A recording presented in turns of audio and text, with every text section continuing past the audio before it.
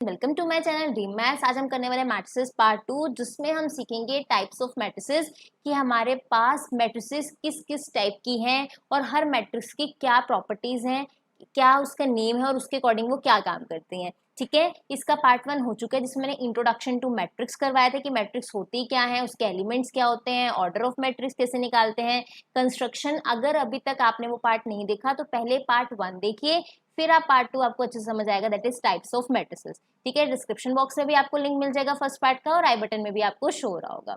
ठीक है, करें स्टार्ट फिर आज की क्लास। बहुत इजी और इंटरेस्टिंग टॉपिक है आज का, टाइप्स ऑफ मैट्रिसेस। जस्ट ध्यान से सुनना है, लिटरली बहुत इजी है।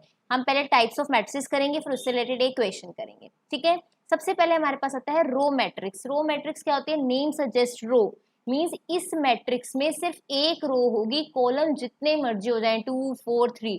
मैट्रिक्स में क्या होते हैं? एक ही रो होगी। मैट्रिक्स क्या करी थी हमने? मैट्रिक्स क्या होता है? एक अरेंजमेंट है नंबर्स का रो और कॉलम्स में, फिक्स नंबर्स में। ठीक है, तो अब इसमें हम क्या कह रहे हैं? ऐसी मैट्रिक्स जिसमें नंबर ऑफ रोज तो 1 है लेकिन कॉलम कितने भी हो सकते हैं। फॉर एग्जाम्पल 1, कॉमर्स नहीं आएंगे। For example 1 2 3 4।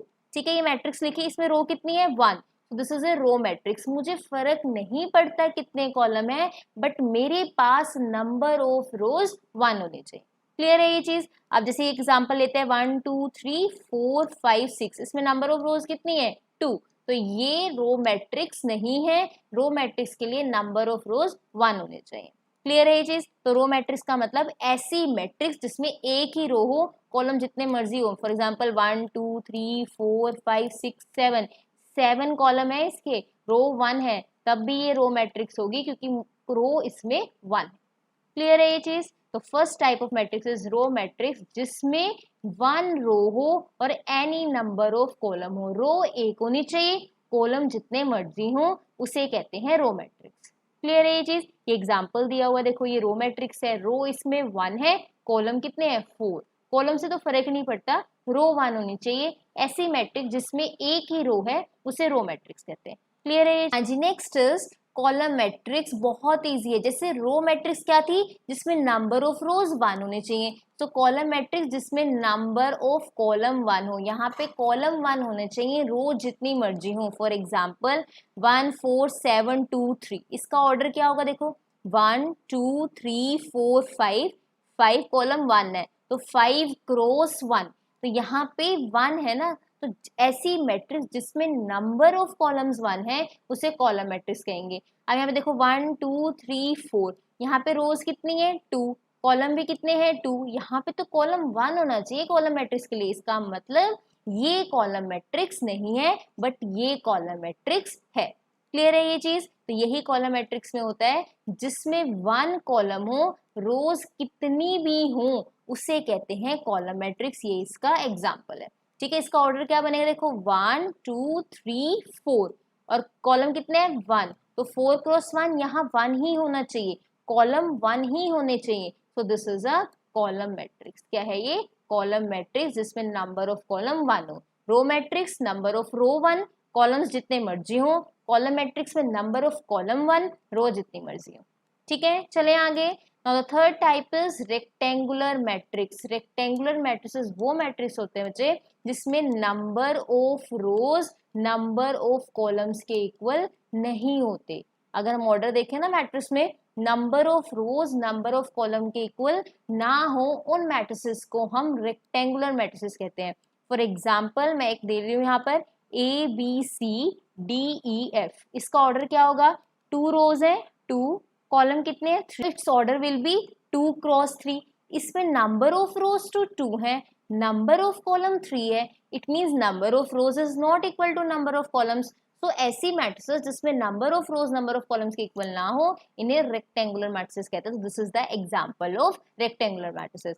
अब एक और एग्जांपल देखो 1 2 4 7, इसके रोज कितने हैं? 2, कॉलम कितने हैं? 2, नंबर ऑफ रोज भी 2, नंबर ऑफ कॉलम्स भी 2। तो ये रेक्टेंगुलर मैट्रिसेस नहीं है। रेक्टेंगुलर मैट्रिक्स होने के लिए इसके number of rows number of column के इक्वल नहीं हो सकते, बट यहाँ तो इक्वल है, इसका मतलब ये रेक्टेंगुलर मैट्रिक्स नहीं है। क्लियर है ये चीज? तो यही यहाँ पर लिखा हुआ देखो, रेक्टेंगुलर मैट्रिक्स कब कहते हैं? जब नंबर ऑफ रोज इक्वल ना हो नंबर ऑफ कॉलम के, उसे कहते हैं रेक्टेंगुलर मैट्रिक्स। देखो यहाँ पे रोज कितनी है, 1 2 3 4, और कॉलम कितने हैं, 1 2 3, तो इट्स ऑर्डर इज 4 क्रॉस 3। तो यहाँ पे number of row number of column के इक्वल नहीं है, इसका मतलब ये एक रेक्टेंगुलर मैट्रिक्स है जिसमें number of rows number of columns के इक्वल नहीं है। क्लियर है ये चीज? बस वन लाइन में याद रखना है, रो मैट्रिक्स जिसमें नंबर ऑफ रो 1 हो, कॉलम जितने मर्जी हो, कॉलम मैट्रिक्स जिसमें नंबर ऑफ कॉलम 1 हो, रेक्टेंगुलर मैट्रिक्स जहां पे number of rows number of column के इक्वल ना हो। अब देखो ना, रेक्टेंगल में क्या क्या होता है, उसमें सारी साइड्स तो इक्वल नहीं होती ना रेक्टेंगल में, तो ये भी सिमिलरली रेक्टेंगुलर मैट्रिक्स में भी number of row number of column के इक्वल नहीं होते। ठीक है, चलिए आगे देखिए। नाउ नेक्स्ट फोर्थ है स्क्वायर मैट्रिक्स। स्क्वायर में सारी साइड्स इक्वल होती हैं, तो स्क्वायर मैट्रिक्स में भी number of rows number of column के इक्वल होते हैं। ऐसी मैट्रिक्स जिसमें number of rows number of column के इक्वल हो उसे स्क्वायर मैट्रिक्स कहेंगे। ठीक है, फॉर एग्जाम्पल जैसे मैं आपको एग्जाम्पल देती हूँ 1 2 3 4, so it's order is 2 cross 2, तो ये यहाँ पे क्या है, स्क्वायर मैट्रिक्स है ऑफ ऑर्डर 2। हम इसे 2 क्रॉस 2 भी नहीं लिखते, सिंपल ऑफ ऑर्डर 2, क्योंकि पता है स्क्वायर मैट्रिक्स है, आपको कोई ये कह रहा है this is a square matrix of order 2, इसका मतलब उसका ऑर्डर है 2 क्रॉस 2। स्क्वायर मैट्रिक्स में ऑब्वियस है कि number of rows number of columns के इक्वल होंगे, तो दो बार लिखने की जरूरत नहीं है कि 2/2, आप जस्ट लिख सकते हो ऑफ ऑर्डर 2। ठीक है, तो this is a square matrix. But अगर आपके पास ये आ जाए 1 3 7 2 5 4, तो इसमें नंबर ऑफ रोज कितनी है, 2, नंबर ऑफ कॉलम्स कितने हैं, 3, ये 2 क्रॉस 3 है, number of rows number of columns के इक्वल नहीं है, ये स्क्वायर मैट्रिक्स नहीं है, ये आपके पास रेक्टेंगुलर मैट्रिक्स है। ठीक है, जब number of rows number of column के इक्वल होते हैं तो स्क्वायर मैट्रिक्स, लेकिन जब number of rows number of column के इक्वल ना हो वो रेक्टेंगुलर मैट्रिक्स। क्लियर है? रेक्टेंगुलर में वैसे भी सारी साइड्स इक्वल नहीं होती, तो उसमें number of rows number of columns के इक्वल नहीं होते। स्क्वायर में सारी साइड्स इक्वल होती है, तो उसमें नंबर ऑफ रोज भी नंबर ऑफ कॉलम के इक्वल होते हैं। देखो इस मैट्रिक्स जिसमें नंबर ऑफ कॉलम इक्वल हो नंबर ऑफ रोज के, उसे हम कहते हैं स्क्वायर मैट्रिक्स। देखो इसका ऑर्डर क्या है, 3 क्रॉस 3, बिल्कुल नंबर ऑफ रोज भी 3 है, नंबर ऑफ कॉलम्स भी 3 है, तो ये हमारे पास क्या है, स्क्वायर मैट्रिक्स है। क्लियर है ये चीज? चलें आगे, बहुत इजी आज के, बहुत इजी। चलिए नेक्स्ट देखिए, it is diagonal matrix. Diagonal क्या होता है, देखो हम स्क्वायर बनाते थे ना, डायगोनल्स होते थे ये, है ना, ऐसे डायगोनल्स लेते थे जब हम स्क्वायर रेक्टेंगल्स बनाते थे, तो ऐसे ही मैट्रिक्स में डायगोनल होता है, बट आपको हमेशा लेफ्ट टू राइट देखना होता है। आप कभी भी डायगोनल ऐसे राइट टू लेफ्ट नहीं देखते, ध्यान देना, लेफ्ट टू राइट देखते हैं। तो डायगोनल मैट्रिक्स बताती हूँ क्या होता है, बट पहले ध्यान दो, जैसे रेक्टेंगुलर स्क्वायर में डायगोनल्स होते हैं वैसे मैट्रिक्स में डायगोनल होते हैं। कैसे डायगोनल होते हैं, लेफ्ट टू राइट देखना होता है, राइट टू लेफ्ट नहीं देखना होता। सो it will be like 1 4 2, means ऐसे देखना होता है आपको। क्लियर है ये चीज? डायगोनल मैट्रिक्स बताती हूँ क्या होता है। डायगोनल मैट्रिक्स वो मैट्रिक्स होती है जिसके सिर्फ डायगोनल पे नॉन जीरो वैल्यूज होती हैं, बाकी सारी प्लेसेस पे जीरो होती हैं। फॉर एग्जाम्पल डायगोनल ये है 1 4 2, बाकी सारी प्लेसेस पे आपको जीरो वैल्यू मिलेगी, बट डायगोनल पे आपको नॉन जीरो वैल्यूज मिले, ऐसी मैट्रिक्स को डायगोनल मैट्रिक्स कहते हैं। मैं रिपीट कर रही हूँ, डायगोनल मैट्रिक्स वो मैट्रिक्स होती है जिसपे डायगोनल पे नॉन जीरो वैल्यूज हो, मतलब वहां जीरो नहीं होती, बाकी सारी प्लेसेस पे, जैसे देखो ये प्लेसेस पे, इन सब पे जीरो वैल्यूज होती हैं, ऐसी मैट्रिक्स को डायगोनल मैट्रिक्स कहते हैं। ठीक है, जैसे देखो ये आपके पास एग्जाम्पल है, ये 4, ये तो आपके पास सिंगल ही एलिमेंट है। ये वाला देखो, इसके डायगोनल पे -1 2 है, बाकी सारी वैल्यू जीरोज है। इसके डायगोनल पे 3 -5 2 0 है, बाकी सारी वैल्यू जीरोज है। ऐसी मैट्रिक्स को डायगोनल मैट्रिक्स कहते हैं। ये तो सिंगल एलिमेंट है, इसमें क्या डायगोनल बनाओगे, सिंपल लिखा हुआ है, बट इनमें सिर्फ डायगोनल पे नॉन जीरो वैल्यूज है, मतलब 1 2 3 कुछ भी, लेकिन डायगोनल को छोड़ के बाकी सारी प्लेसेस पे जीरो है, ऐसी मैट्रिक्स को डायगोनल मैट्रिक्स कहते हैं। क्या कहते हैं, डायगोनल मैट्रिक्स। ये आपके एग्जाम में एज सच डेफिनेशन नहीं आती, बट आपको अपनी लैंग्वेज में लिखनी आनी चाहिए कि आप इस मैट्रिक्स से क्या समझते हैं। क्वेश्चंस में भी आपको हेल्प करेगा अगर आपको टाइप्स ऑफ मैट्रिसेस पता है, इसलिए करवा रही हूँ। ठीक है, आपकी बुक में भी पूरी डेफिनेशंस दी हुई हैं, विद एग्जाम्पल आप देख सकते हो। तो डायगोनल मैट्रिक्स क्लियर हो गया, जिसके सिर्फ डायगोनल पे नॉन जीरो वैल्यूज हैं, बाकी सारी प्लेसेस पे क्या है, zero, that is diagonal matrix. चले आगे। और डायगनल हमेशा कहाँ देखना है, left to right, that is principal diagonal भी बोलते हैं ऐसे, ठीक है, that is principal diagonal. Clear है ये चीज, चले आगे। चले next is scalar matrix. Scalar matrix भी एक डायगोनल मैट्रिक्स ही होती है, ठीक है, स्केलर मैट्रिक्स भी एक डायगोनल मैट्रिक्स होती है, बट इसमें एक और कंडीशन एक्स्ट्रा होगी कि डायगोनल पे सेम वैल्यूज होंगी, मतलब 3 है तो 3 ही रहेगा, बाकी सारी प्लेस पे 0 आएगा। तो स्केलर भी डायगोनल की तरह ही है, बट होता क्या है कि इसके डायगोनल पे सेम वैल्यूज होते हैं। अगर 3 है तो 3 ही रहेगा, अगर 5 है तो 5 ही रहेगा, बाकी वैल्यूज क्या रहेंगी, 0 रहेंगी। क्लियर है ये चीज। तो स्केलर मैट्रिक्स भी डायगोनल की तरह है, बट डायगोनल मैट्रिक्स में डायगोनल पे डिफरेंट वैल्यूज हो सकती है, 1 2 3 4 5 2, बट स्केलर मैट्रिक्स में डायगोनल पे सेम वैल्यूज है, जैसे 3 3 3 5 5 5। क्लियर है ये चीज, स्केलर मैट्रिक्स क्लियर है। देखो यही इसके एग्जाम्पल है, जैसे कि 4 ये तो है ही सिंगल, यहाँ पे देखो डायगोनल पे क्या है 1 1, बाकी प्लेस पे 0, डायगोनल पे क्या है 3, मतलब सेम होनी चाहिए वैल्यूज, डायगोनल पे क्या है 3, तो यहाँ पे ये क्या है स्केलर मैट्रिक्स कि डायगोनल पे वैल्यू सारी सेम है, और जितनी नॉन डायगोनल को छोड़ के और जो एक्स्ट्रा प्लेसेस हैं उन पे क्या है 0 है, तो हम इसे क्या कहते हैं, स्केलर मैट्रिक्स। क्लियर है ये चीज। अभी तक हमने क्या क्या पढ़ लिया, रो मैट्रिक्स जिसमें नंबर ऑफ रो 1 हो, कॉलम मैट्रिक्स जिसमें नंबर ऑफ कॉलम 1 हो, फिर उसके बाद हमने पढ़ा रेक्टेंगुलर मैट्रिक्स जिसमें number of rows number of columns के इक्वल नहीं होते, मैंने आपको कहा है रेक्टेंगुलर में सारी साइड्स इक्वल नहीं होती, ऐसे माइंड में रख सकते हो। और स्क्वायर मैट्रिक्स जिसमें number of rows number of columns के इक्वल हो। फिर डायगोनल मैट्रिक्स जिसके डायगोनल पे नॉन जीरो वैल्यूज हैं, बाकी सारी प्लेसेस पे 0 है। और फिर लास्ट में स्केलर मैट्रिक्स हमने पढ़ा है जिसमें डायगोनल पे सारी सेम वैल्यूज होंगी और जो बाकी प्लेसेस हैं उन पे वैल्यू 0 होने वाली है। सिर्फ इतने टाइप्स ऑफ मैट्रिसेस अभी तक हमने पढ़ा और फटाफट से रिवाइज कर लिया। क्लियर है ये चीज, चले आगे।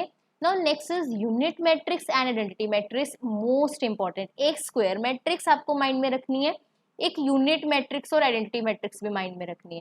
यूनिट मैट्रिक्स हो या आइडेंटिटी मैट्रिक्स एक ही, मतलब एक ही मैट्रिक्स है लेकिन नेम अलग अलग है।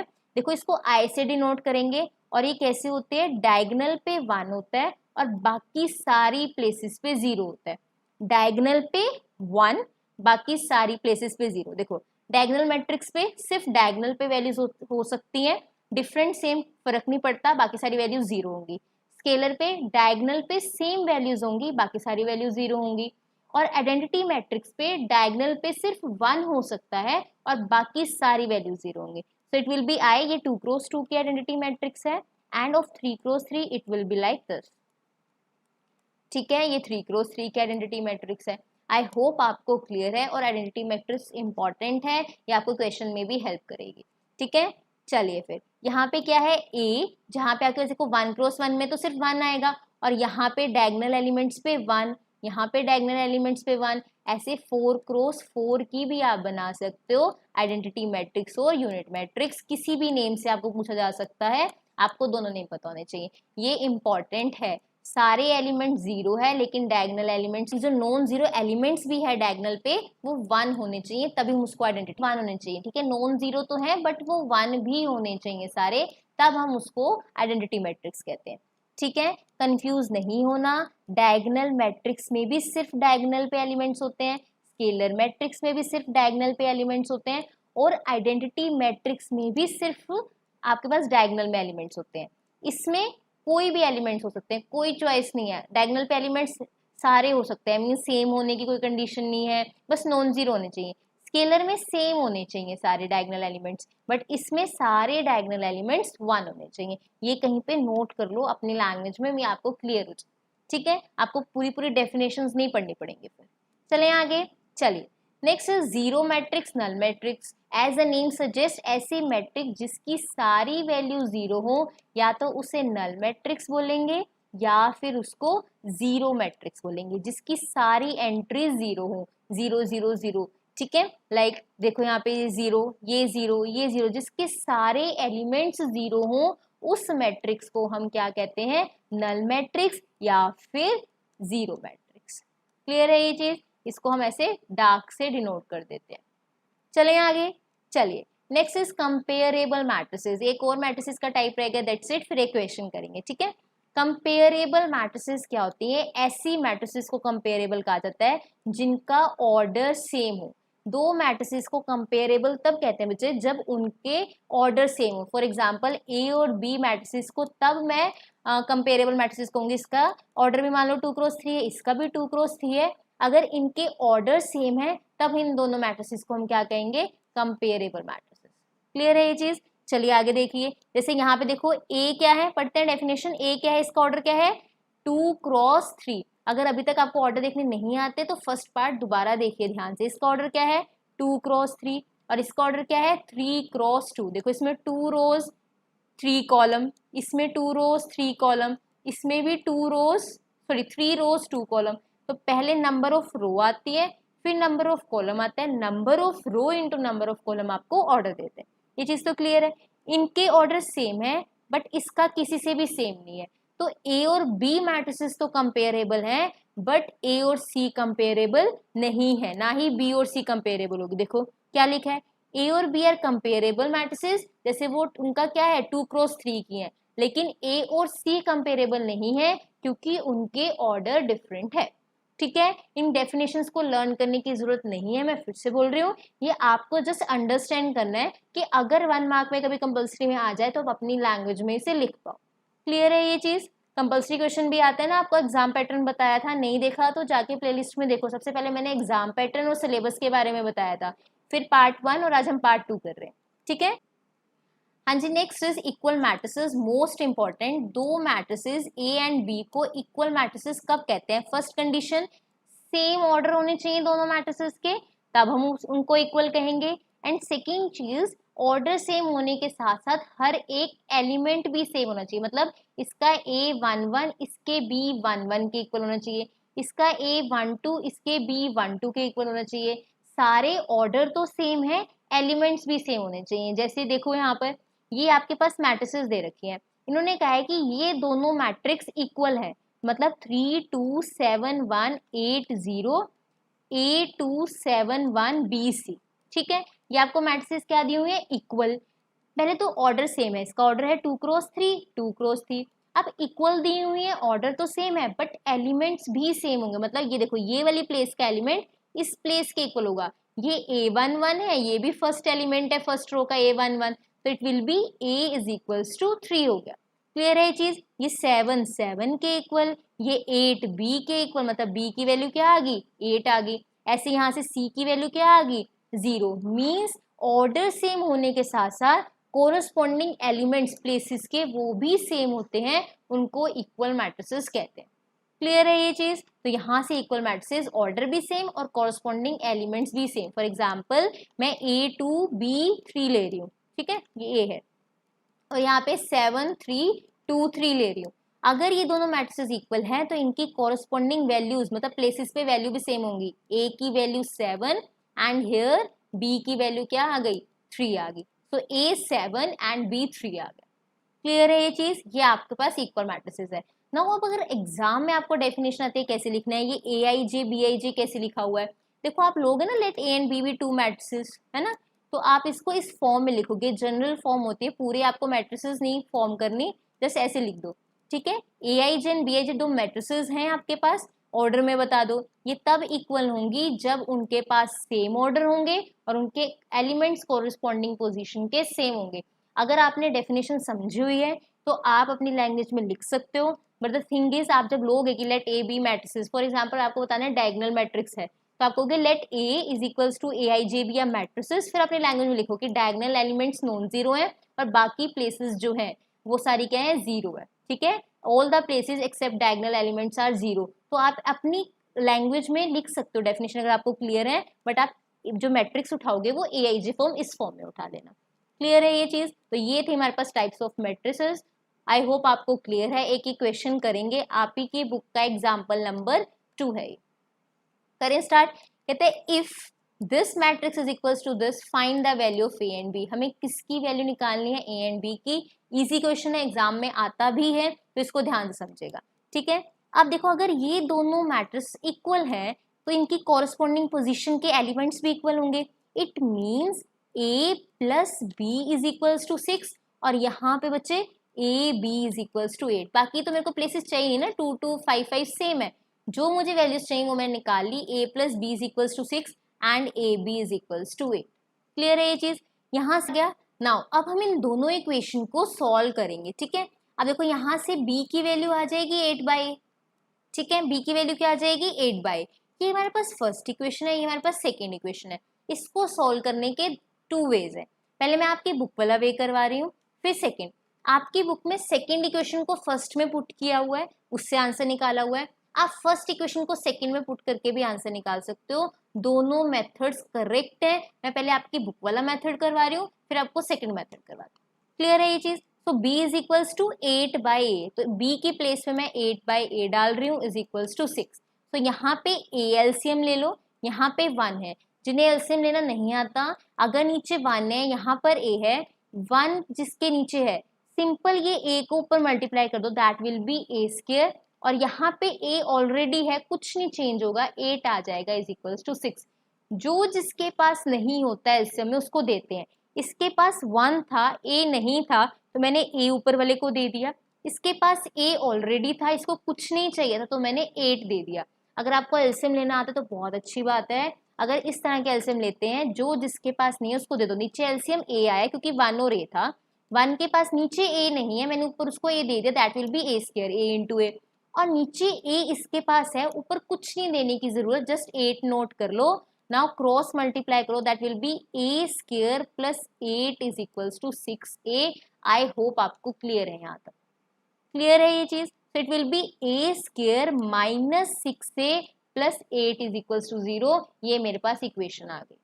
क्लियर है ये चीज। मेरे पास 2 इक्वेशन बनी थी, a plus B is equals to 6, A B is equals to 8। आपकी बुक में सेकंड को फर्स्ट में पुट किया, मैं वही कर रही हूँ। मैं फर्स्ट को भी सेकंड में पुट कर सकती थी, पहले मैं ये मेथड करवाती हूँ, फिर फर्स्ट को सेकंड में पुट करके भी दिखाती हूँ, ठीक है। तो मैंने यहाँ पुट किया, एलसीएम लिया, जो जिसके पास नहीं है दे दिया। यहाँ 1 था, इसके पास a नहीं था, मैंने इसको a ऊपर दे दिया। जिसके पास a था, कुछ नहीं चाहिए था, जस्ट 8 नोट कर लिया, और उसके बाद मैंने क्रॉस मल्टीप्लाई किया। ये इक्वेशन आ गई मेरे पास। क्लियर है ये चीज। नाउ मेरे पास क्या रह गया, a square minus 6a plus 8 equal to 0।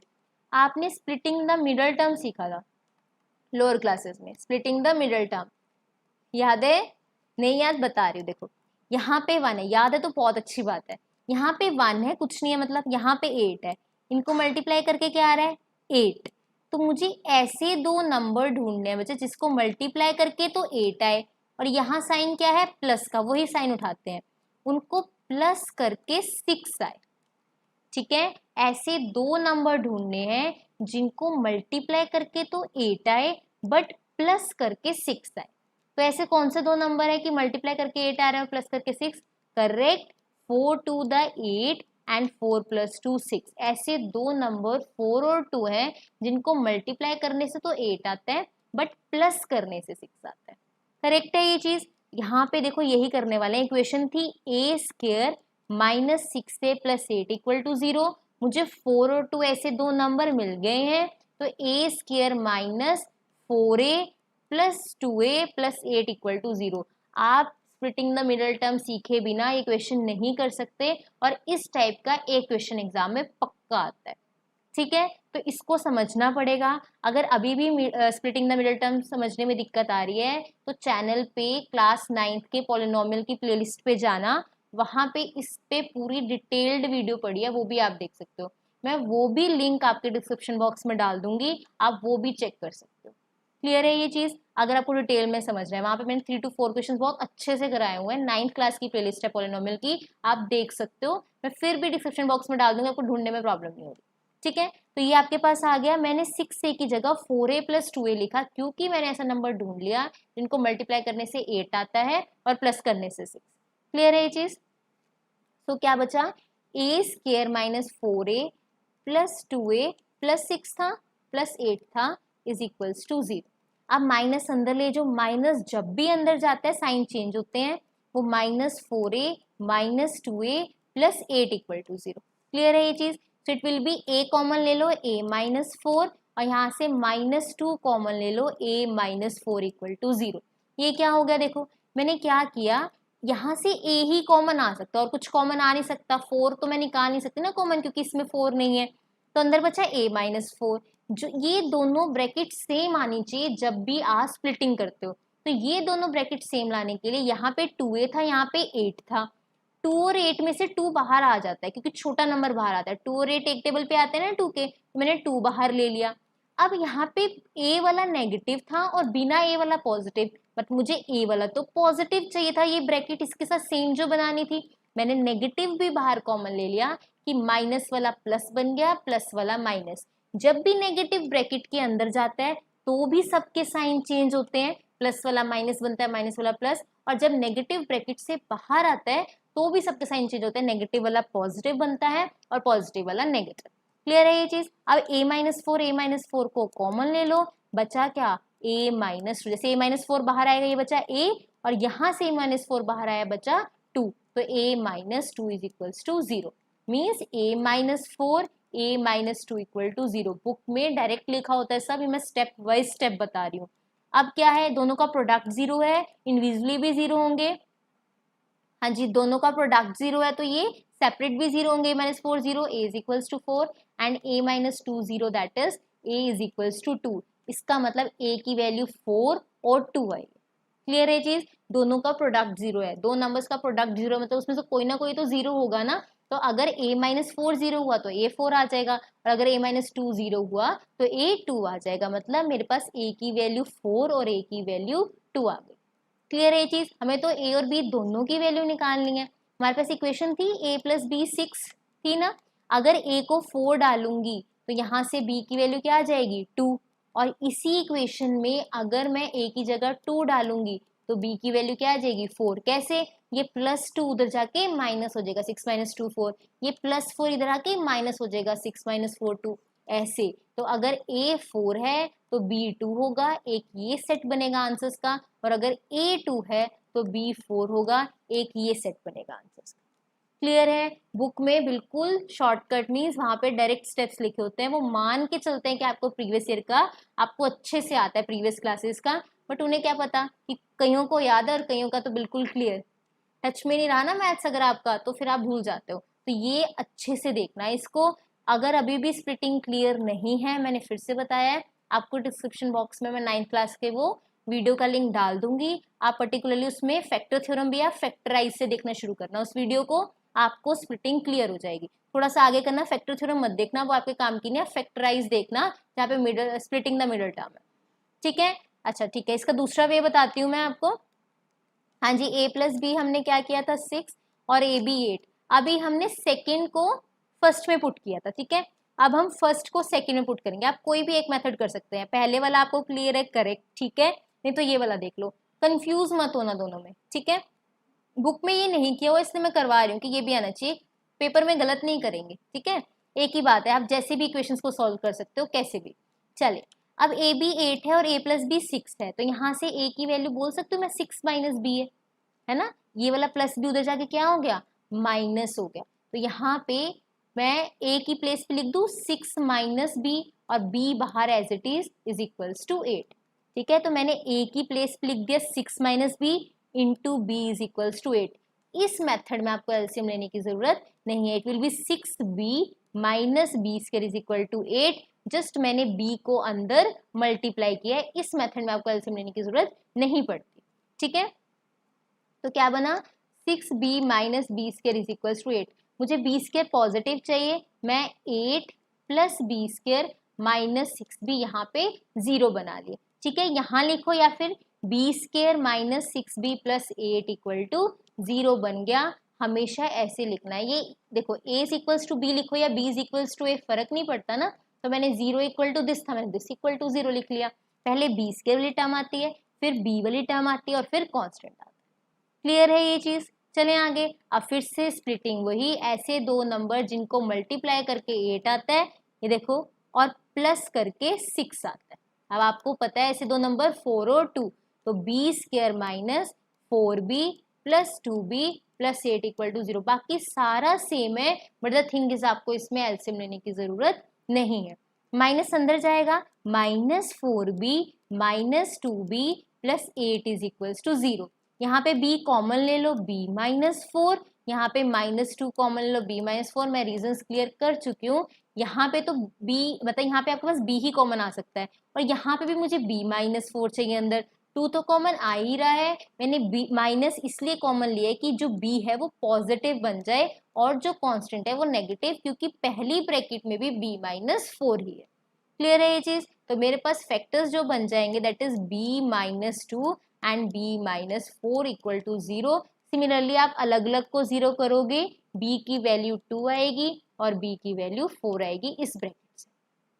Clear है? आगे सेम है इसलिए मैं फटाफट से बता रही हूँ। अब b2 है और b4, इक्वेशन क्या थी a प्लस b6, b के प्लेस पे 4 डालोगे तो a is equals to 6 minus 4, a2 आ जाएगा।